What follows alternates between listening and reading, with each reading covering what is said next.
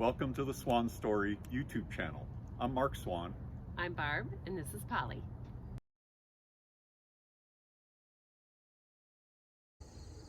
Today we're going to take a look at and replace the anode rod in our hot water heater. And in our Fuzion 429, the access to the water heater is on the port or left or driver's side of the camper. And so we just need to open the door right here. And since I only have two hands, I'm going to resume recording in just a minute. So now we have our access door off.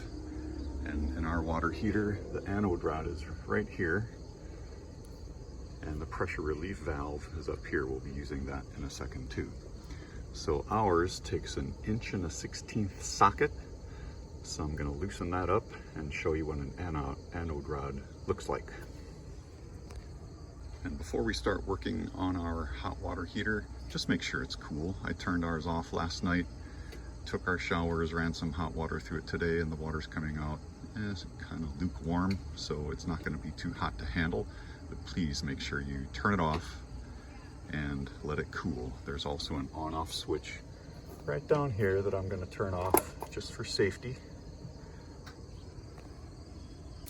When you loosen the anode rod, water is going to come out, so just stand aside. It's not hot because I let it cool overnight. You can also relieve some pressure by pulling the pressure relief valve up here. You can see the water's coming out even quicker now. You'll also notice a whole bunch of sediment that came out. That's the whole point of the anode rod, is to help get some of the hardness out of the water so it doesn't clog up the heating elements of your water heater. So we're going to let that drain, and then we'll pull that anode rod out and take a look at it. In addition to turning off your water heater and letting it cool, before you pull that anode rod out, I would turn off the water supply to your camper, because as soon as you pull that anode rod, the water supply is going to try to refill your heater, and we want it to drain so we can clean it out. So this is what our current anode rod looks like. You can see it's very used. We've had it for probably 4 to 6 months now, and we full-time, so the hot water heater is being used a lot. This is what a brand new anode rod looks like. Ours is 9 3/4 inches long, 3/4 inch diameter. Just be sure to look at your specs to know which one to order. We happen to get this one. There are other manufacturers, and again, ours is a magnesium based. They also send some plumber's tape, which will wrap around the threads here when we put in the new anode rod. But certainly when it starts getting to this point where there's no more magnesium left, it's time to replace. You don't want this to get completely